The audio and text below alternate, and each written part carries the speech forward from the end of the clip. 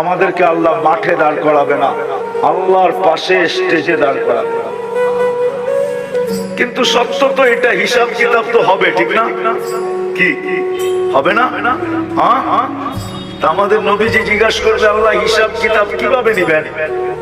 আল্লাহ বলে সবাইটা যেরকম নিব এরকমই নিব। আমাদের নবীজি বলবে যদি সবার সামনে আমার উম্মতের হিসাব কিতাব নেন তাইলে তো আমি তো লজ্জিত হয়ে যাব, কেন আমার উম্মত তো দুনিয়াতে গুনাহ করছে, আমি তো লজ্জায় পড়ে যাব। আল্লাহ জিজ্ঞাসা করবে তাইলে কিভাবে নিব? তো নবীজি বলবেন যে আমাকে নিতে দেন, আমি আলাদা ভাবে নেই। আল্লাহ প্রশ্ন করবে আপনাকে যদি নিতে দেই আপনিও তো আপনার উম্মতের গুনাহগুলা দেখবেন, তখনও তো আপনার চেহারাটা লজ্জায় ছোট হয়ে যাবে যে তোমরা আমার উম্মত হয়ে এই গুনাহ করলা, তো করলা কি করে, ঠিক না? সত্য তো?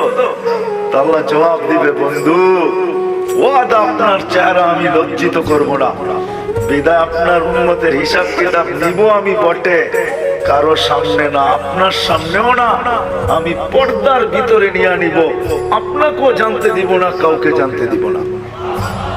আমরা আল্লাহর বড় কাছের, বড় মহব্বতের, এই জন্য আমাদের বয়সটা খুব কম, কেননা আল্লাহ চান না এই উম্মত বেশি ক্লান্ত হোক, কেননা যতদিন থাকবে তত ক্লান্ত হইতে থাকবে, ঠিক না? কি বলেন? মনে হয় বুঝাইতে পারতেছি না। যত বেশি দিন থাকবো তত বেশি কি 950 বৎসর নূহ আলাইহিস সালাম ছিলেন, তো নিজেই ক্লান্তির কথা কোরআনে বলতেছেন, দাউতু কওমি লাইলা ওয়া নাহারা, আমি 950 বৎসর রাত দিন দাওয়াত দিয়েছি। এটা একটা ক্লান্তি না? না পরিশ্রম? না, বিশাল পরিশ্রম। 950 বৎসর টানা রাত দিন। আমাদেরকে আল্লাহ বেশি বয়স দেন না এই জন্য যে আল্লাহ চান না আমরা বেশি পরিশ্রম করি, এই জন্য বয়স কমায় দিচ্ছেন। আমার মনে হয় আরো কম দিতে চাইছেন, কিন্তু ভাবছেন আবার এত কম দিলে কেউ আঙ্গুল উঠায় কিনা, এই জন্য 60-70 বছর দিচ্ছেন, বেশি দেন নাই। কোন উম্মত কতদিন থাকবে দুনিয়াতে এটা কোন নবী রাসূল বলা যায় না, কিন্তু আমাদের নবীজি আইসেই বলছে তোমাদের পরিশ্রম বেশি দিন করতে হবে না। আবার এটার উপর একটা হাদিসও প্রমাণ আছে, আল্লাহ রাসূল উদাহরণ দিয়ে বুঝাইতে চাইছেন যে কেউ শ্রমিক রাখছেন সকাল থেকে জোহর পর্যন্ত, এতটুক সময়ের বিনিময় পেয়েছে। কেউ জোহর থেকে আসর পর্যন্ত, সে এতটুক সময়ের বিনিময় পেয়েছে। আর আমাদেরকে আল্লাহ সময় দিচ্ছেন আসর থেকে মাগরিব পর্যন্ত। এই জন্য হানাফি মাযহাব বলে আসরের নামাজ একটু দেরি করে পড়ো, যাতে মাগরিব আর আসরের মধ্যখানে ঘন্টা খানিক সময় থাকে। এই জন্য আমরা আসর কিন্তু দেরি করে পড়ি, যেন মাগরিব আর আসরের ভিতরে সময় কম থাকে। আল্লাহ রাসূল বলছে তোমাদেরকে সকাল থেকে নিয়ে সন্ধ্যা পর্যন্ত বিনিময় দেওয়া হবে। বুঝা গেল খাটাইলেনও কম, আবার বিনিময়ের গাঠটিও দিলেন বড়। গাঠটি বোঝেন? সওয়াবও দিলেন অনেক বেশি, সওয়াবও দিলেন বেশি। আল্লাহর আমাদের সাথে একটা মহব্বত আছে, মহব্বত, ভালোবাসা। অনেকগুলো প্রমাণ দেওয়া যায়, বড় বড় প্রমাণ দেওয়া যায়। চলেন দুই একটা প্রমাণ দেই, যদি বুঝে আসে, বুঝে যদি আসে তাহলে দুই একটা প্রমাণ দেই। আল্লাহ নামাজ আমাদের উপরে ফরজ করছেন, ঠিক না? হ্যাঁ, কিন্তু পড়ে কয়জন? শতকরা কয়জন পড়ে? আরে বলেন না, কয়জন? কয়জন? 5 ওয়াক্ত নামাজ শতকরা কয়জন পড়ে? হ্যাঁ, কয় পার্সেন্ট পড়ে?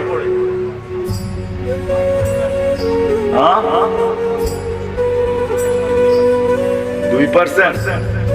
কত? আমি মাইনা নিলাম 10% পড়ে। শতকরা 10 জন 5 ওয়াক্ত নামাজ পড়ে, ঠিক না? 90 জন কি করে না? কি করে না? পড়ে না। তাহলে এদের ফরজের ঘাটতি হইল না? হইল না? হইল। মনে হয় বোঝেন না আপনারা আমার কথা। ঘাটতি হইলো না হ্যাঁ? কিন্তু আল্লাহ কতটুকু ভালোবাসে, আল্লাহ আমাদের ফরজের ঘাটতি থাকতে দিতে চান না। এই জন্য আল্লাহ সিস্টেম করছে রমজানে 70 গুণ ফরজরে বাড়ায় দিচ্ছে। এটা কিন্তু ভালোবাসার বিনিময়। আল্লাহ চান না ফরজের ঘাটতি থাকুক, অথচ 90 জন পড়ে না। আল্লাহ বলে তোমাদের ফরজের ঘাটতি আমি থাকতে দিতে চাই না, কেননা তোমাদেরকে ভালোবাসি। তোমাদের ফরজের ঘাটতি থাকলে, ভালোবাসা আর ঘাটতি থাকা দুইটা একসাথে কখনো একসাথে মিলিত হইতে পারে না। এটা শোভা পায় না যে তোমাদের ফরজের ঘাটতি থাকুক। তো আল্লাহ বলে সারা বছর ঘাটতি হোক, তাতে কিছু আসে যায় না। রমজানে 70 গুণ বাড়ায় দিলাম ফরজ। এক রমজান পড়লে সারা বছরের ঘাটতি পুরা হওয়ার পরেও বিরাট বড় একটা ঘাটতি তোমাদের কাছে থেকে যাবে। মনে হয় বুঝাইতে পারি না। আল্লাহ ভালোবাসেন, এই জন্য আল্লাহ আমাদেরকে ভালোবাসেন। কয়জন শতকরা কোরআন শরীফ পড়তে পারে? শতকরা কয়জন পারে জানেন?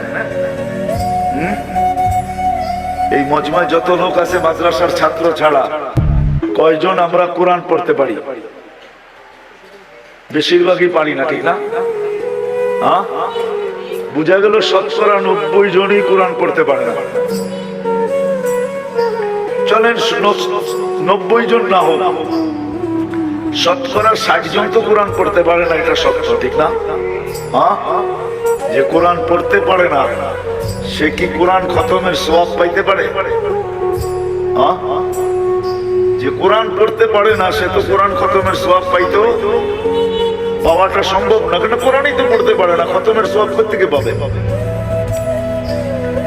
কিন্তু আল্লাহ আমাদেরকে ভালোবাসেন, এই জন্য আল্লাহ বলে কোরআন তোমাদেরকে দিলাম, পড়তে পারো আর না পারো, খতমের সওয়াবের থেকে তুমি বঞ্চিত হও, এটা আমি আল্লাহ চাই না।